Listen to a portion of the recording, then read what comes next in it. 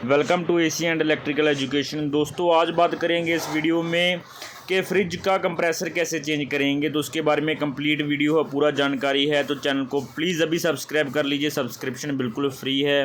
तो चलिए शुरू करते हैं। तो ये हमारा एक फ्रिज है जिसमें देखिए कि बहुत ही पुराना कंप्रेसर लगा है।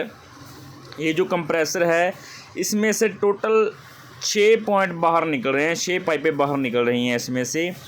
तो हमारा जो नॉर्मल कंप्रेसर होता है उसमें से हमारी सिर्फ 3 पाइपें बाहर निकलती हैं, जिसमें से हमारा सक्शन पाइप आ जाता है और एक लिक्विड पाइप आ जाता है और एक हमारा जिसमें से हम पिन वाल लगाते हैं वो वाला पाइप आ जाता है, जिसमें से वैक्यूम गैस वगैरह डाला जाता है इसमें, ठीक है। लेकिन इस पर शेप पाइपिंग थी, तो इन शेप पाइपिंग को हम कैसे अटैच करेंगे, रिमूव करके ये कंप्रेसर हम कैसे इस पर हम हमारा जो न्यू कंप्रेसर है गोदरेज का G1 वो कैसे लगाएंगे। तो अभी इसके कंप्रेसर के ऊपर कोई भी स्टिकर नहीं बचा है जिसके ऊपर मैं आपको बता दूं कि कौन से नंबर का ये कंप्रेसर है और कौन सी कंपनी का, ये भी नहीं लिखा हुआ है इसके ऊपर। लेकिन ये बहुत ही पुराना है, तो हो सकता है कि ये आप मान के चलिए कि LG वगैरह का हो सकता है ये कंप्रेसर। तो अभी आप देखिए कि इसको हम पहले इसके जो सभी टंके हैं वो रिमूव कर लेंगे। हमारे पास जो टॉर्च है उसकी सहायता से हम इसके सभी के सभी जो हम इसके साथ पाइपें अटैच की गई हैं उसको हम अच्छे से रिमूव कर लेंगे, टंके को मेल्ट करके। उसके बाद हम इन सभी की अच्छे से फ्लशिंग करेंगे और हर एक पाइप को चेक करेंगे कि उसका जो जाल है, मुझे जो लगता है कि इसमें 2 जाल हैं, दोनों साइड के जो जाल हैं वो अलग अलग दिए हुए हैं। फ्रिज के दोनों साइड पे इसके जाल है, जिसकी वजह से इसमें से 4 पाइप्स जो हैं वो तो जाल की ही हैं, ठीक है। और वैसे तो उसमें से 2 पाइप ही होनी चाहिए जाल की, 3 पाइपें बनेंगी टोटल कंप्रेसर में से अगर हम बात करें जो निकलेंगी जाल की। लेकिन यहाँ पर अगर देखें तो यहाँ पर हमारे पास 4 पाइपें एक्स्ट्रा सिर्फ जाल के लिए ही हैं और जो एक पाइप है हमारा लिक्विड लाइन रिटर्न के लिए, सक्शन पाइप के लिए है, और जो हमारा दूसरा एक पिन है वो है पिन वाल के लिए हमारा। इस पर टोटल जो 6 पिन हैं, ठीक है। तो अभी हम क्या करेंगे कि ये टंके तो हमारे लगभग रिमूव होने वाले हैं सभी, तो उसके बाद हम सभी को एक बार अच्छे से साफ़ करेंगे पाइपों को, और इनमें हम पहले प्रेशर डालेंगे, इनकी फ्लशिंग करेंगे अच्छे से प्रेशर डाल के, क्योंकि अगर फ्लशिंग नहीं करेंगे तो इनमें जो कचरा है वो बाहर नहीं आएगा। अगर फ्रिज में आप अगर काम करते हैं तो आपको मालूम होगा, यहाँ आप सीख रहे हैं तो मैं आपको बता देता हूँ कि अगर फ्रिज का आप काम कर रहे हैं, अगर आप उसकी फ्लशिंग अच्छे से नहीं करेंगे, उसमें से कचरा बाहर अच्छे से नहीं निकालेंगे, फ़िल्टर नया नहीं लगाएंगे उसमें, और साथ ही साथ उसको वैक्यूम अच्छे से अगर नहीं करेंगे आप, तो आपका जो फ्रिज है उसमें बहुत सारी आपको बार बार समस्या आएगी, चोकिंग की समस्या आपको बार बार आएगी, जिसकी वजह से आप परेशान भी हो सकते हैं। इसलिए फ्रिज आपका जो बार बार चोक होता है, इसलिए उसको अच्छे से वैक्यूम करना होता है और उसको अच्छे से उसका क्लीनिंग होना चाहिए। तो यहाँ पर देखिए कि हमने कंप्रेसर इसमें नया लगा दिया है, तो हम एक पाइप इसका जो हमारा लिक्विड पाइप है उस पर वेल्डिंग कर रहे हैं, क्योंकि हम देखना चाहते हैं कि यहाँ पर वेल्डिंग करेंगे और इसका जो प्रेशर जहाँ से निकलेगा हम जाल का जो दूसरे जाल का पाइप है वो वहाँ पर अटैच करेंगे। फिर हमारा बचता है चौथा पाइप जिसमें से हमारा ये दोनों जाल का प्रेशर बाहर आएगा, वो हम हमारा कैपिलरी और फिल्टर के साथ अटैच कर देंगे, वो वाला पार्ट। तो बहुत ही सिंपल है दोस्तों, कोई ज़्यादा मुश्किल काम नहीं है। जब भी आप फ्रिज का काम करते हैं दोस्तों, तो इसमें सबसे जो आप काम जो है आप अच्छे से सीख सकते हैं, काम कर सकते हैं, कोई प्रॉब्लम नहीं है। आपका जो प्रॉब्लम आपको ये आएगी कि आप जब काम करते हैं फ्रिज का तो उसमें एक्सपीरियंस की ज़रूरत पड़ती है। इसमें क्या है कि आप प्रैक्टिस के साथ ही इसका काम सीख सकते हैं। वैसे तो कोई भी काम है, आप AC का है, इलेक्ट्रिकल का, इलेक्ट्रॉनिक्स का कोई भी काम है दोस्तों, वो प्रैक्टिस के बिना नहीं आता।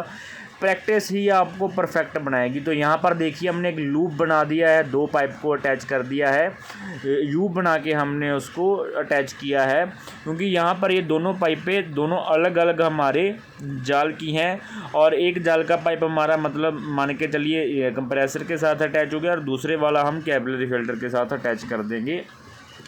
लेकिन जो दूसरा कंप्रेसर था हमारा पुराना वाला, उसमें ये चारों पाइपें एक ही जगह हमारी फिट होती थी। तो यहाँ पर हम इसको अटैच करेंगे और उसके बाद इसकी फ्लशिंग करके हम इसको चेक करेंगे।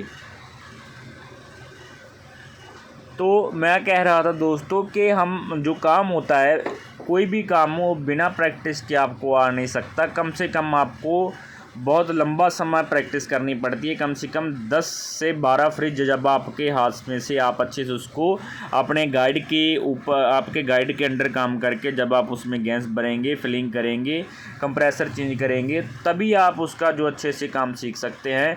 काम तो आपको मालूम पड़ ही जाएगा कि इसमें कंप्रेसर है, एक लिक्विड लाइन है, एक रिटर्न है, इसकी सक्शन लाइन है और एक पिन वाल लगता है।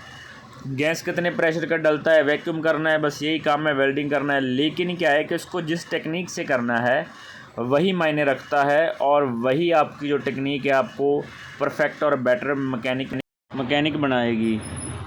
तो ये हमारा दोनों तरफ का टंका हमने अच्छे से लगा दिया है।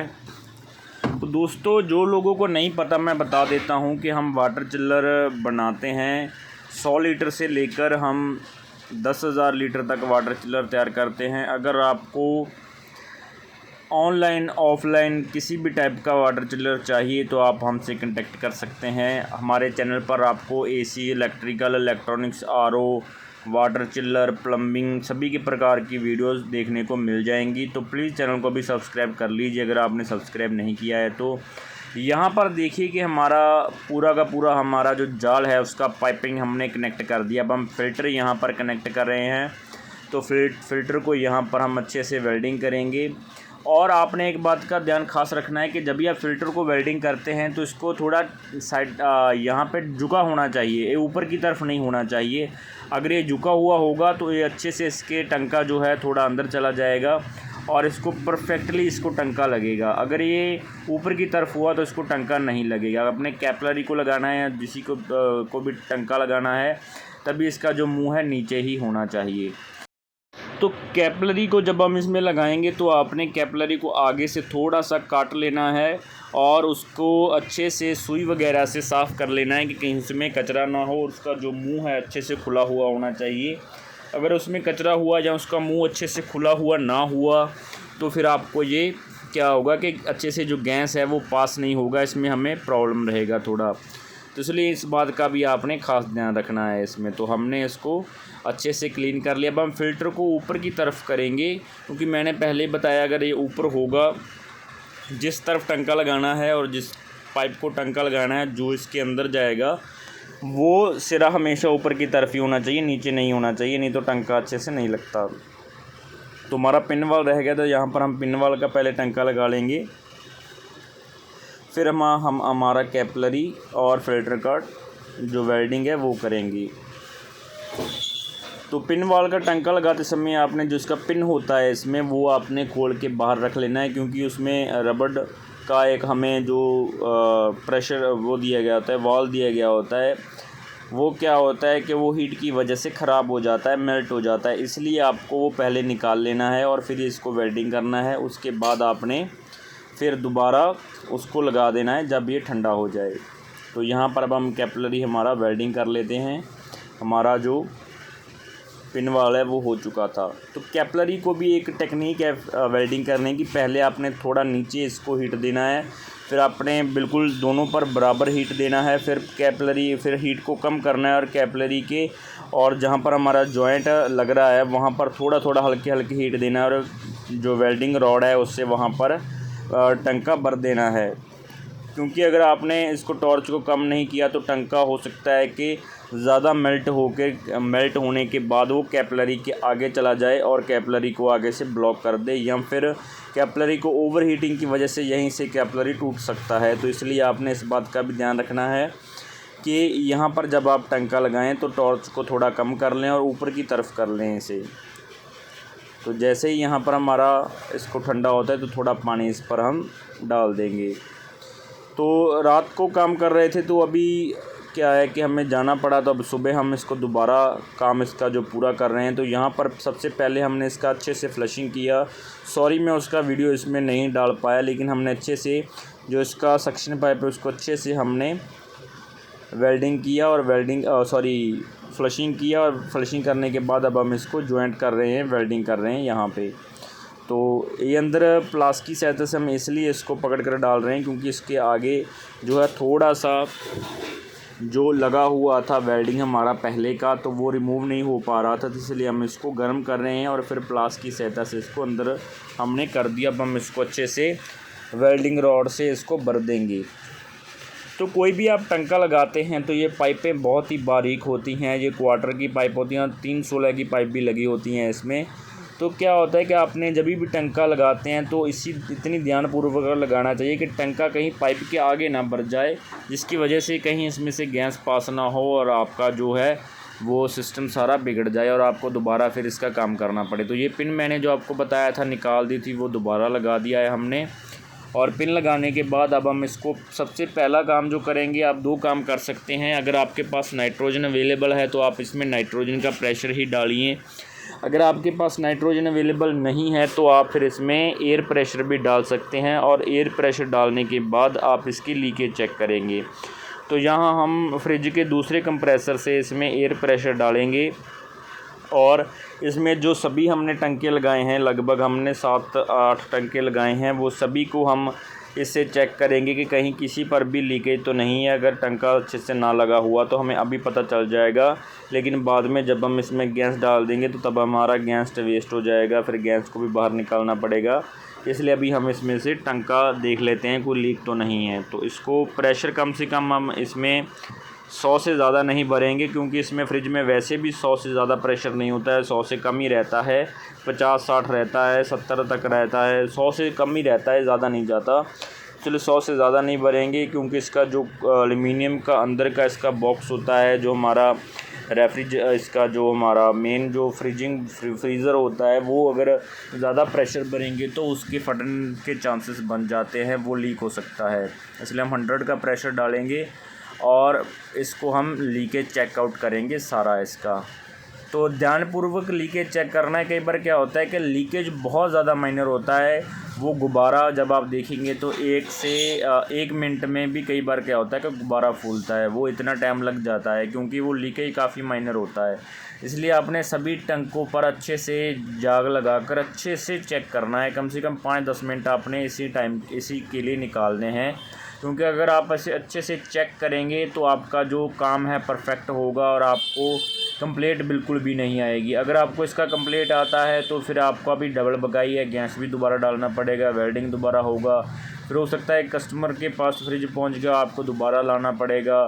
तो बहुत सारे इसकी आपको प्रॉब्लम फेस करनी पड़ सकती हैं। तो इसलिए ये जो काम है आपको ध्यानपूर्वक करना चाहिए, और हो सके तो ये एक ही बार में संपन्न करना चाहिए, बार बार इस पर आपको टाइम वेस्ट ना करना पड़े, इसलिए पहले ही परफेक्शन के साथ काम करें।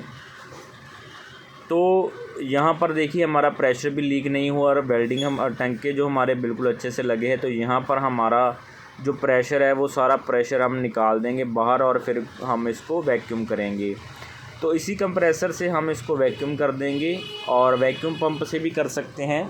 तो हमारे पास अभी ये है, वैक्यूम पंप भी है, लेकिन इसी से हम इसको वैक्यूम कर देते हैं।